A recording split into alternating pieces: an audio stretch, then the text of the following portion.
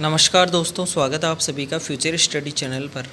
देखो, आज हम बात करते हैं बीकानेर जो एसएससी जीडी का जो सेंटर है उसके अंदर जितने भी लोगों को री-एमई दिया गया उनका डेटा मेरे पास कलेक्ट हुआ और मैंने डेटा कलेक्ट किया। और वर्तमान में मैं जोधपुर हूँ, लेकिन मैं यहाँ पर आपको बता दूँ कि जो डेटा मैंने मंगवाया मेरे फ्रेंड से, उस डेटा के अंदर किस किस को फिट किया गया, किस किस को अनफिट किया गया, उसके बारे में बात की गई है। तो ये एक कैंडिडेट हैं जिन्हें रिव्यू मेडिकल के लिए बुलाया गया था। ये देखो, ऊपर लिखा हुआ भी है हेडिंग में कि रिव्यू मेडिकल एग्जामिनेशन रिपोर्ट। इसमें क्या होता है कि पूरा बोर्ड बैठता है। जैसे ये देखो, आगे लिखा हुआ है PORME, review main presiding officer होते हैं जो रिव्यू मेडिकल बोर्ड के मेन अध्यक्ष होते हैं। उसके बाद में ये मेंबर हैं और ये मेंबर हैं। कुल 3 डॉक्टर थे। 3 डॉक्टरों की टीम ने इनकी जांच की। इनकी समस्या क्या थी? वो reason for medical unfitness anaemia था इनके। हीमोग्लोबिन पहले दिन 10.2 था और अगले दिन 10.5। तो इसलिए नॉर्मली किसी भी लड़के के अंदर हीमोग्लोबिन 12 से 15 ग्राम होना चाहिए, ठीक है। तो इस प्रकार से ये नहीं था इनमें। पहले 10.2 था, 10.5। 10 से ऊपर लगभग डॉक्टर का डिपेंड करता है दिमाग पर कि वो पास करें या फेल करें। जब इन्होंने किसी डॉक्टर से पूछा तो 10 से ऊपर वाला नॉर्मल माना जाता है, लेकिन ये डॉक्टर यहाँ रिव्यू बोर्ड बिल्कुल भी यहाँ सख्ताई से चल रहा था, तो इन्होंने 10.5 को एकदम आउट कर दिया। 12 से 15 के बीच में होना ही चाहिए आपका किसी भी हालत में। तो ये रिव्यू बोर्ड का फैसला था। इसलिए ये कैंडिडेट यहाँ देखो, फिट के तो इन्होंने क्रॉस कर दिया और अनफिट के राइट लगा रखा है। एनीमिया, जिसमें खून की कमी होती है उसे एनीमिया कहा जाता है। तो ये एनीमिया के कारण इनके साथ ये हुआ, आपको समझना चाहिए। और इसी प्रकार से आपको आगे से ध्यान रखना है कि हीमोग्लोबिन अपने टेस्ट करवा के आएँ सारे मेडिकल से पहले। कहीं भी अगर करवाते हैं तो कोई ज़रूरी नहीं है यहीं करवाएं, लेकिन कहीं भी अगर करवाते हैं तो अपने कंप्लीट टेस्ट आप करवा के आएँ। नेक्स्ट बात करते हैं दूसरे कैंडिडेट की। अब ये दूसरे कैंडिडेट जो हैं आपके पास, इन्हें दिया गया था कुल मिला के, और जो चेस्ट के बारे में, चेस्ट के ऊपर था इनका जो भी ये था। ये देखो, ये यहाँ चेस्ट के अंदर गड्ढा था, तो दोनों फेफड़े के बीच में चेस्ट के अंदर गड्ढा था, लेकिन इन्हें कोई प्रॉब्लम नहीं थी, कोई ऐसी कोई समस्या नहीं थी। तो उन्होंने चेक किया इसे और इस कैंडिडेट को फिट कर दिया गया। तो ये फिट है कैंडिडेट यहाँ पर, और ये कैंडिडेट फ्री हो चुके हैं यहाँ से। नेक्स्ट कैंडिडेट हैं, इन्हें कैरिंग एंगल, मतलब हाथों को सीधा करके और एकदम हाथों का जो एंगल देखा जाता है वो 15 डिग्री के लगभग होना चाहिए आपका, 18 से कम होना चाहिए। तो इन्होंने लिख रखा है कि इनका ग्रेटर देन 20 डिग्री है, ठीक है। तो ग्रेटर देन 20 डिग्री, ये देखो 22 डिग्री दे रखा है। जो एक हैंड तो 22 है और एक है 15।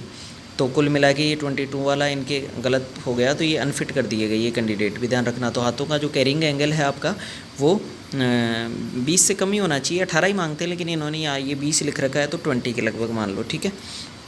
नेक्स्ट ये कैंडिडेट हैं जिन्होंने, इनके भी कैरिंग एंगल का था, देखो यहाँ।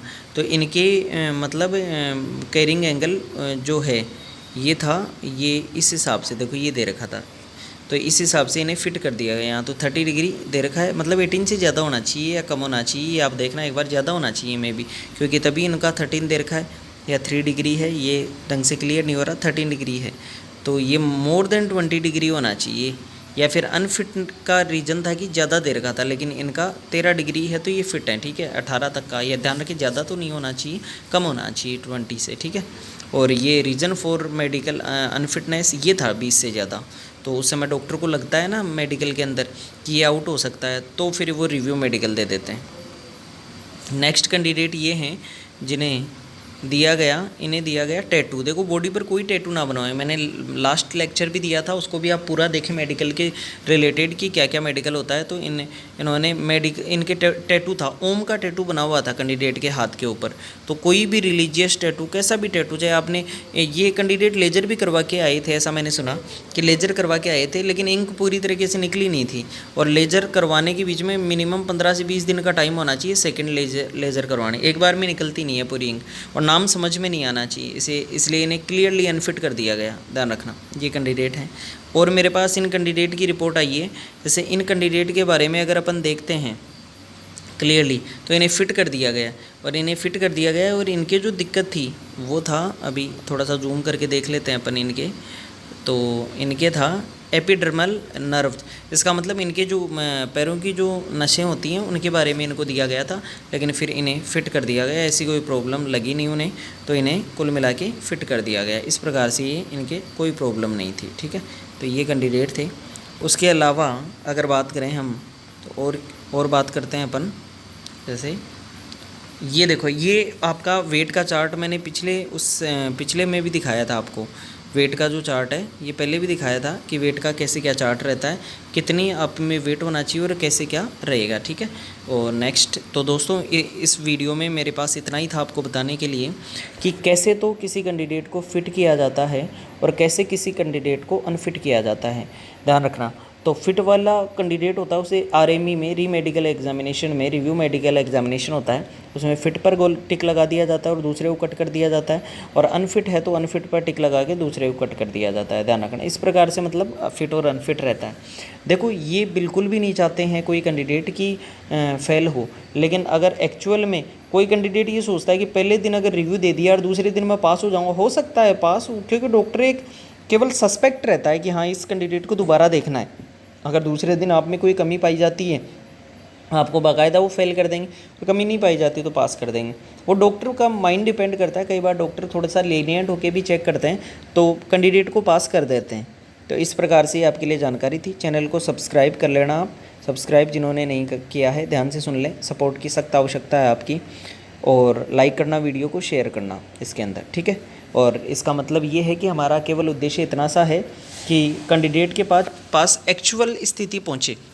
वो पहले मेडिकल में आने से पहले ये जानने तो सही कि मेडिकल होता क्या है, मुझे क्या क्या करवाने की आवश्यकता है। फ्लैट फुट के लिए कैंडिडेट को पैरों पर शाही लगा के, अगर सस्पेक्ट हुआ तो शाही लगा के फिर चलाया गया, उसको फिट कर दिया गया, और गवर्नमेंट डॉक्टर के ओपिनियन ने एक दूसरे को सही बताया, उसको अनफिट कर दिया।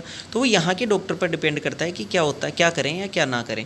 इसलिए इस बात का ध्यान रखें, पहले से ही समझदारी पूर्वक किसी अच्छे व्यक्ति से राय लें, डिसीज़न लें कि क्या क्या मेडिकल की प्रोसेस होती है। बहुत सारे कैंडिडेट हमने फेल होते हुए देखे हैं जो बहुत अच्छे मार्क्स लेके आते हैं, रनिंग भी करते हैं, फिजिकल करते हैं, लेकिन मेडिकल में उन्हें मुँह की खानी पड़ती है और वापस घर भागते हैं, फिर स्टार्टिंग से प्रोसेस। तो आपकी एक एक दिन की मेहनत जुड़ती है यहाँ सिलेक्शन के अंदर, और जब यहाँ से आप वापस लौटते हो तो आपको भी दुख होता है और घर वालों के भी, आपको यहाँ पर आप उम्मीदें बन जाती हैं घर वालों की कि आप पास हो जाओगे तो कहीं ना कहीं एक सुनहरा मौका आपके पास रहेगा गवर्नमेंट जॉब करने का। तो इस वीडियो में इतना ही। थैंक यू सो मच दोस्तों, थैंक यू।